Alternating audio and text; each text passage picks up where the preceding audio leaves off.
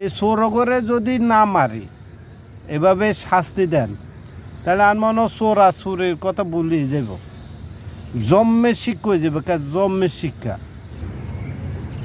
রাত্রে যে শীত পড়ছে, মনে হচ্ছে যে একেবারে হাড় কাঁপানি শীত, দুইজন কম্বলও শীত মানাইল না।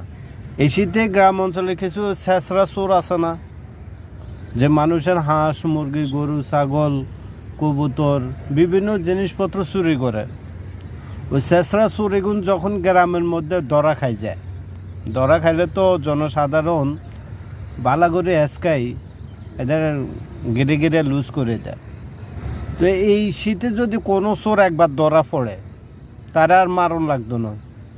তারে কি করা উচিত জানেননি? তারা না মারি সারা রাত তারে কোনো গাছের লগে বাঁধে রাখতে হইব, অথবা বিদ্যুতের খুঁড়া আছে না, বিদ্যুতের খুঁড়ার লগে বাঁধে রাখলে এই ঠান্ডায় হেতার আকার জন্মে শিক হয়ে যাব।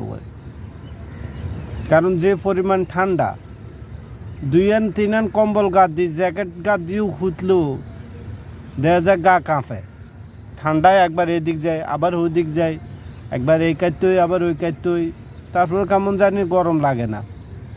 তো এই চোর করে যদি না মারি, এভাবে শাস্তি দেন, তাহলে আর মনে চোর আর চোরের কথা বলি যাব, জন্মের শিক্ষা হয়ে যাবে, জন্মের শিক্ষা। তাইলে হেতে আর জিন্দিগিতে এত মনে থাকতে এত চুরি করার, এই ধরনের চুরি করার চিন্তা করতো না, কারণ ওই পরিমাণ ঠান্ডা পড়তেছে রে ভাই।